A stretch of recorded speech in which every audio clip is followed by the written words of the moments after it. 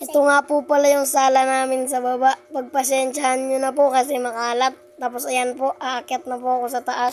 Ito naman po yung aming tulugan sa taas. Ayan po yung hagdanan, naakyat na po ako. Yan. Yan po yung tulugan namin. Yan yung mga sinampay. Yan nga po pala yung kapatid ko, tulog kasi malamig kasi umuulan. Sana umuulan. Yan nga po pala yung terrace, di pa ayos. Silip po muna ako sa bintana. Yan, di pa po tumitigil yung ulan. Pupunta po ako sa terrace.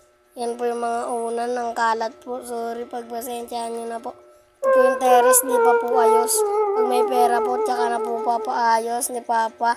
Yan po, umuulan pa rin, di pa rin tumitigil. Yan na nga po yung terrace, nakakalula po, baka malaglag, delikado po sa bata. Yan yung mga bahay ng kapitbahay namin. God. Yan po, may nagsisitakbuhan ng mga bata.